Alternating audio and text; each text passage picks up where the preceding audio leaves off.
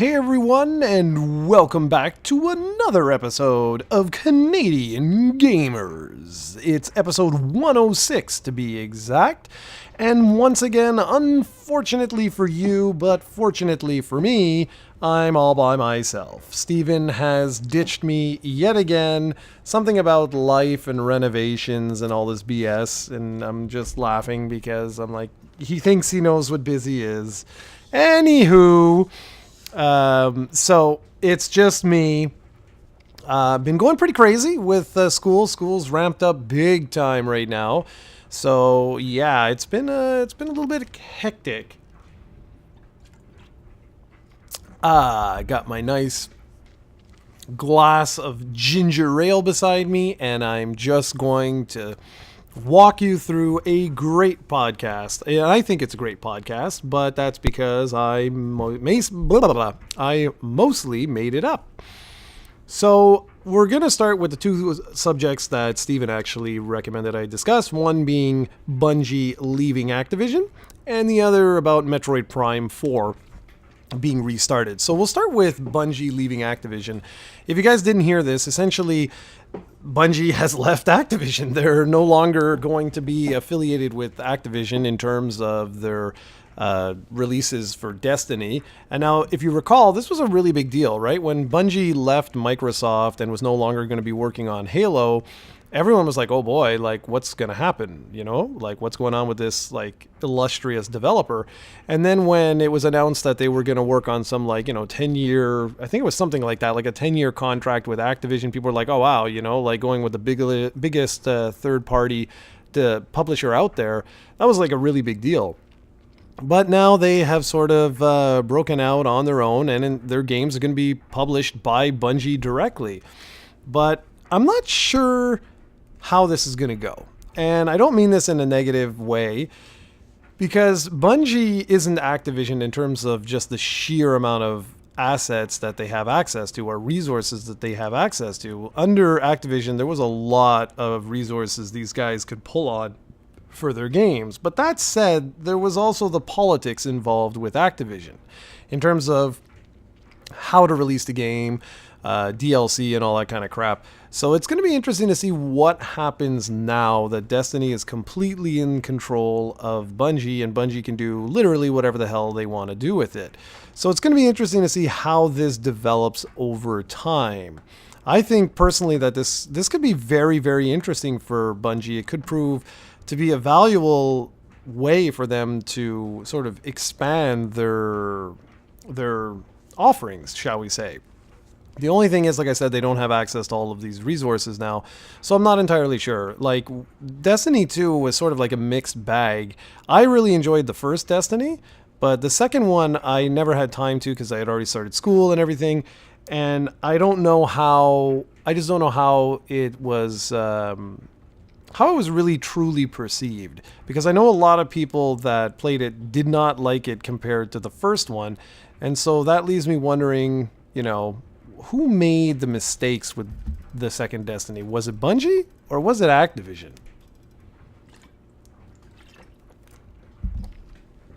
And that's ultimately the real question we have, is who actually made the mistake here?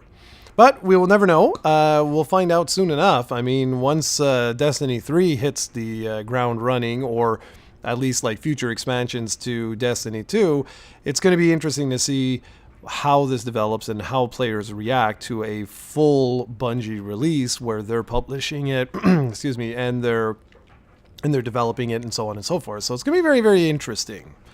Now, in terms of Metroid Prime 4, this was really interesting news. I actually thought this was very powerful in the sense that developers rarely come out and talk about games that aren't developing as well as they want them to. Most cases, they don't even announce such releases. They'll just, quietly cancel the game or go in a different direction or whatever. And the one that I think of the most is Titan, which was supposed to be the follow-up to World of Warcraft. It was supposed to be an MMO to end all MMOs. It was supposed to have every feature you could possibly imagine, and it would even do your dishes for you from Blizzard. And this game, like, it was talked about. It was never really truly officially, like there was never a gameplay trailer as far as I recall, but it was acknowledged, and they openly talked about it, like Project Titan was what they were working on. And it was canceled after, my God, like what, 8 years of development or something crazy like that. And it's just it's rare for that kind of stuff to happen, where it just it comes out in the open in public. And what's even rarer is when a developer actually confirms it. And so for Nintendo's boss there to come out and basically say, well, one of their bosses, the lead developer on the Metroid series, to come out and actually say, listen, we're having some problems with this. This is not going as we thought. We're gonna go ahead and scrap this and restart with Retro Studios, the guys that made the first 3 Metroid Prime games. And that really blew my mind, because this is so rare. This is so incredibly rare for that to happen in today's day and age, let alone, the fact that, like, they're humbling in a way. And anyways, I was shocked. I was absolutely shocked that they did this. And I think this is a really great precedence to set, because why all the secrecy? You know what I mean? I don't understand. Like, if you're working on a game and it's not going as you want, like, just come out and openly say it. We're like, listen, we're having a little bit of troubles with this. It's not turning out as we thought. We're going to go ahead and have to delay the game because we don't want to release it in its current state. And I think that's really good on Nintendo for that. Now, there's rumors saying that this was, I believe it was Namco Bandai, I want to say, like Singapore or something like that. I'm sorry. We don't, like, I don't know, right? These are rumors and speculation. So we just don't know. So if that's the case and it was them, that's kind of unfortunate for, like, a new studio not to have, the big win under their house. That kind of sucks, because, like, you want to have that win to help you get, more funding for additional games in the future. So that's just, it's a little bit unfortunate that had happened, but I'm happy that Retro Studios is going to be working on it. Although I got to admit that most of the main guys behind Metroid Prime have long since left Retro Studios, and Retro Studios has been working mostly on Donkey Kong games as of late. And that brings up another point that I wanted to mention. It kind of sucks being a developer for Nintendo, like actually being owned by Nintendo must really suck, because you get stuck working on the same things over and over and over and over and over again. And it's like, I know everyone right now, they're all loving Smash and everyone's having a blast with it. But could you imagine that, like, the guys making it, like, it's like, okay, we had this huge hit. Can we please do something else? Like, we don't want to always work on the exact same game forever and ever and ever. And so I get that. And I'm kind of wondering also, what's going to happen now? Because these guys have not done a game. Retro Studios has not made a game in a long time. And I think their last one was Tropical Freeze, like Donkey Kong Country Tropical Freeze. And if I'm not mistaken, like, that was released a long time ago now. Like, we just got the deluxe version on the Switch, but the original version now was what? Probably like 6, 7, 8 years ago. So, well, maybe not quite that long ago, but it's been a while. And so I just hope that Metroid Prime doesn't cause the cancellation of whatever Retro Studios was already working on. And another thing is about Metroid Prime Trilogy. A lot of rumors are saying that is actually finished and was ready to go, like, this year. But Nintendo will most likely now delay that closer to Metroid Prime's release. And you know what? Depending on the schedule that Nintendo has for this year, that's actually not a bad thing, right? I understand that some people are like, release it right now, build up the hype and this and that, everything else. Well, I mean, yes, if there was nothing else. If there's nothing else, sure, go for it, right? But if you already have a lineup of titles prepared and this doesn't really coincide with your release schedule, then yeah, it's okay. Hold it off a little bit closer until you get to until you get to the release of Metroid Prime 4. Now, when I say that, I mean you should give people, 6 months, 8 months, something like that prior to the release of Prime 4. You don't want to release it too close to Prime 4 because then obviously people won't have a chance to go through 3 different games. I mean, we're talking Metroid Prime trilogy here. But by the same token, you don't want to release it too late either. So you don't want to release it too close, and you don't want to release it too late. So I think honestly, like 8 months to a year, I think would be good. Maybe a year. Yeah, maybe a year. A year before Metroid Prime 4 comes out would be really, really good. It's just, I don't know in terms of marketing how they're going to actually, release this and make this like a big hoopla la. I'm not entirely sure. But I'm very excited for Metroid Prime 4. And I think I'm more excited about the Metroid Prime trilogy because I haven't played Metroid Prime 2 since the original GameCube release, and I haven't played Metroid Prime 3 since the original Wii release. I bought the Metroid Prime trilogy just because I thought, it would be cool or whatever, but I didn't like the motion controls, and I know some people love them. They think they're the greatest thing since sliced bread, but that's just me. All right, now the other 3 things that I have lined up for you today, and I'm looking at the time and I'm like, wow, a whole 11-minute podcast. I'm on a roll, baby! So there's 2 things that are related to Dragon Quest I wanted to talk about. The first one was about Dragon Quest Builders 2. I have a review up. It's done fairly well. Thank you for that, everyone.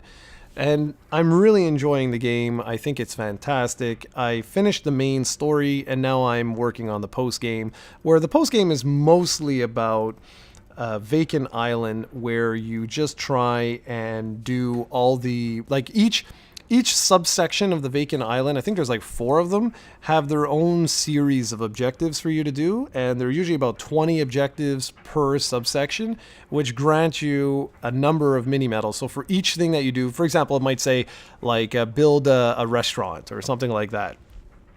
And there's no real direct parameters on how to build a restaurant, but you build your restaurant, and you'll get a mini-medal for that.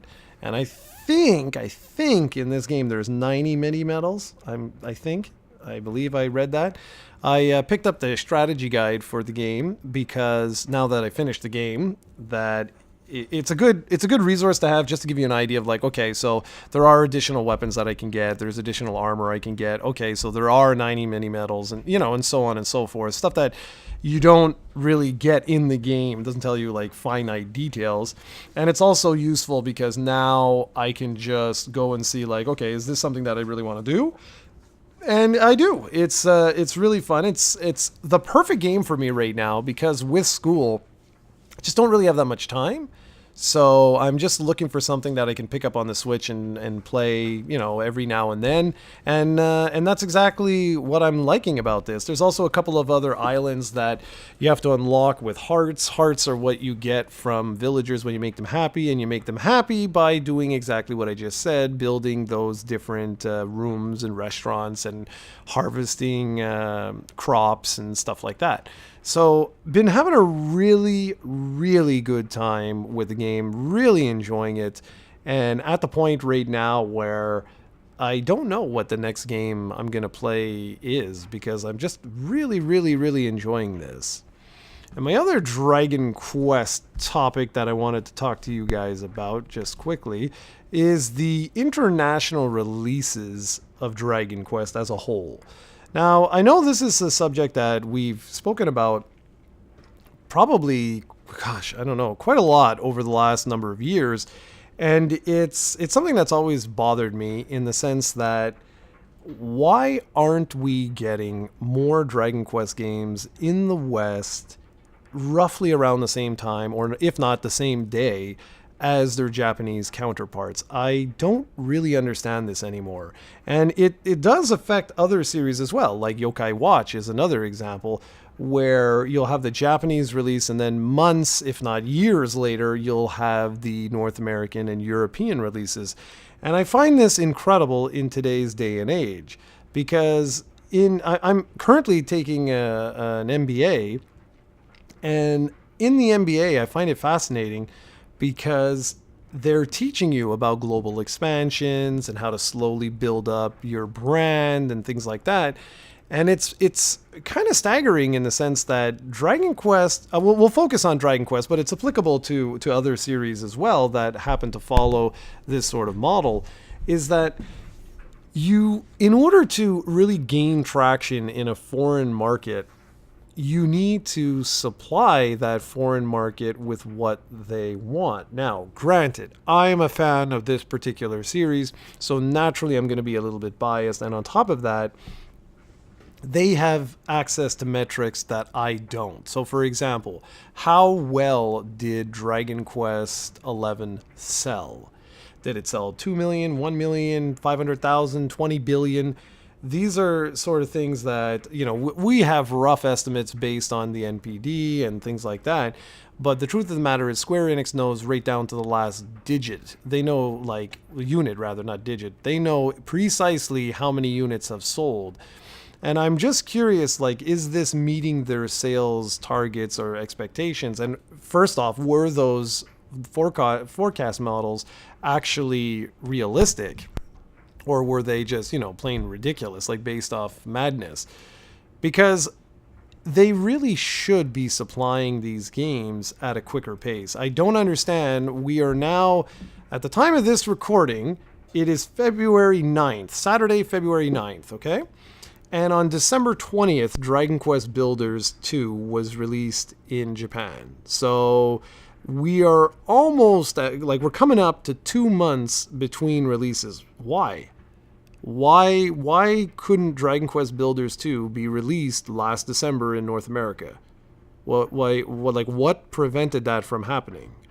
And I understand there's translation work and all this jazz, but guys, it's 2019. It's not like it was years and years and years ago. These guys have access to ridiculous amounts of translation groups, organizations.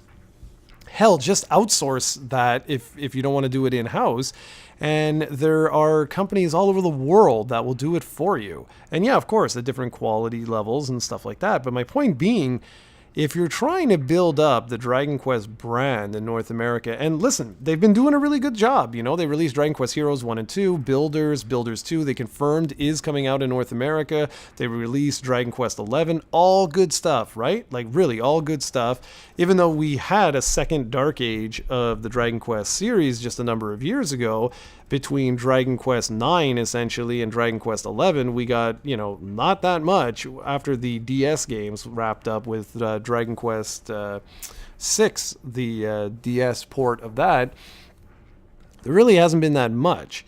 And so it's great. It's absolutely great. I'm not complaining that we're getting these releases. I'm just wondering why they're not releasing these games as an international event, like with Dragon Quest XI. Why was that not ready day and date with the Japanese version? I don't get it. You do it with Final Fantasy, you'll do it with, Pokemon, you've got Monster Hunter now doing the same thing. I don't see why Dragon Quest would be any different, because having to wait all this time just screws things up, and it guarantees you, it's not even an estimate, it guarantees you that you will miss games, that there will be certain games that will never make it to North America. And the reality is, I did a video showing all the 3DS games that will never come to North America as part of the Dragon Quest series, especially in particular the Dragon Quest Monsters games. Like, we missed out on an entire generation of games. Like 3 games, plus the special versions and stuff. It makes no sense. It just makes no sense to me. I don't get it.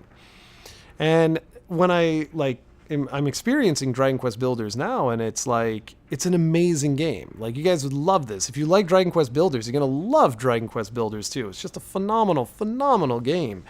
And I don't understand what the big deal is. I just don't get it. I don't understand why Square Enix doesn't have their strategy line up so that they could do this.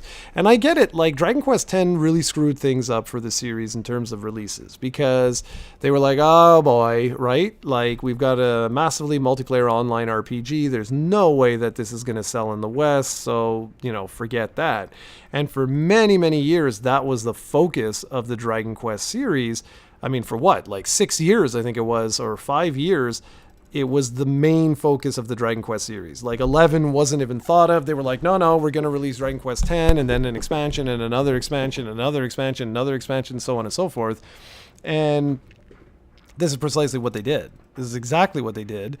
And it was only, 2 years ago when Dragon Quest 11 came out in Japan, where it was like, oh, well, okay. But we had to wait practically a whole year before Dragon Quest XI was released in North America.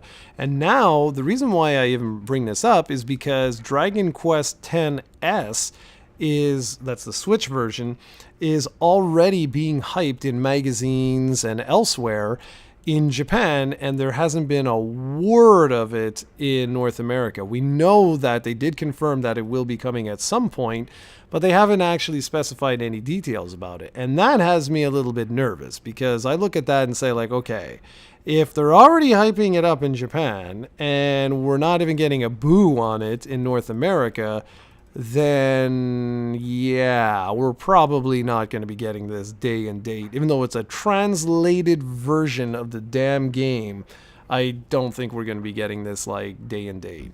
And the only way we're going to know this for certain is if Nintendo holds a Nintendo Direct. If they hold a Nintendo Direct, then we'll have a really clear indication of what's to come. Because over in Japan, in the next couple of weeks, we're going to have a Dragon Quest X event that they're going to host to talk all about the game, and probably at that point we'll get a release date and we'll find out if there's going to be any, special edition Switches or anything like that coming out with it, what are going to be some of the new features, and so on.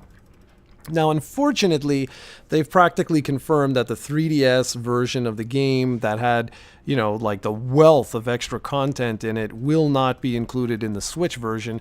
The Switch version is only going to contain post-game content as a couple of additional quests and things like that. So that's kind of unfortunate, because the post-game on the 3DS was absolutely sick. Absolutely sick, and that remains my favorite version of the game because of it. It's also a harder version of the game, which was awesome. I mean, I really, really loved it. Although, to be fair, I have not played the hard version of the North American version, so I don't know what that's like. So all this to say, I hope that Square Enix wakes up and realizes that in their strategy for Dragon Quest that they absolutely need to start to think of this as a worldwide franchise. And I understand that it sells better in Japan. That's fine. There's nothing wrong with that. But that doesn't mean that you can't make the series an international celebrity, right? Like, you can do it. It just takes some time. It takes a lot of money and takes effort.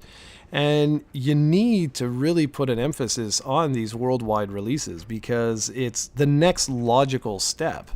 But we'll see. We'll see. So the last topic that I have for you today is something that I've actually been thinking a lot about discussing. I wanted to talk about this with Steven, but he's always a big loser and he's ignoring me all the time. But I wanted to talk about the complications that a career makes in the life of a gamer. Now, this is something that, parents can say the same thing, right? Having kids obviously changes your gaming like style, shall we say, or your gaming habits.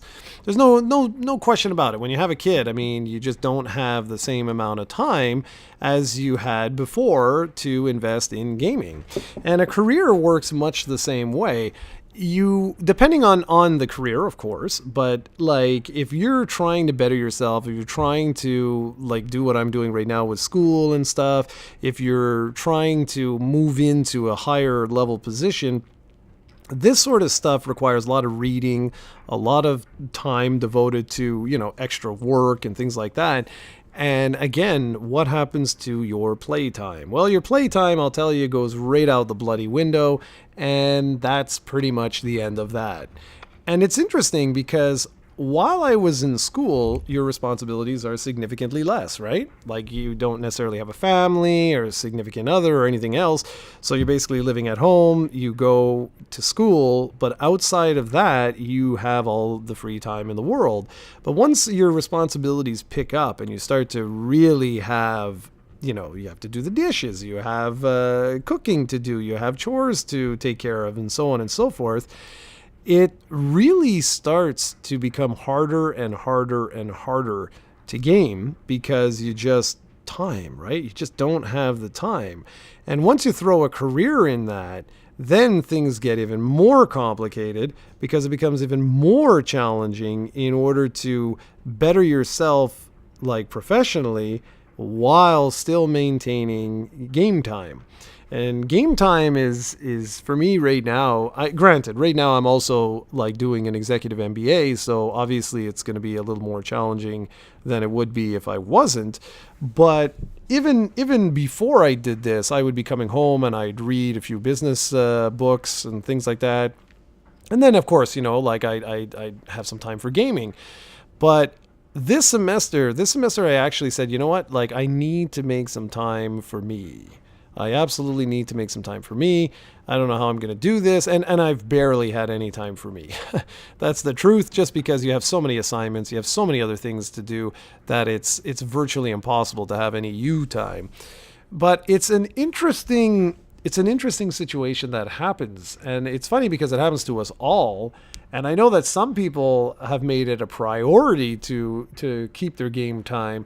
And I just thought it was interesting, and I'd be very interested to hear from you guys with with the careers that you have. Like, what occupation do you actually hold, and how has this affected your game time and how you play games? Like, I used to buy all kinds of games. I'd have them all, sat beside me, all wrapped up, and barely touched them. And today I don't buy anything. I bought Dragon Quest Builders 2.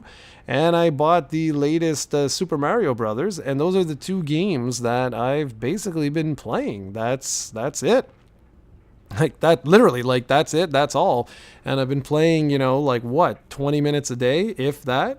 And that's virtually nothing. Mario is perfect for that because, you play a few levels and put it down, and that's it. And that's actually what you guys are watching right here, some of the worst gameplay you've ever seen of Mario. It's utterly fantastic.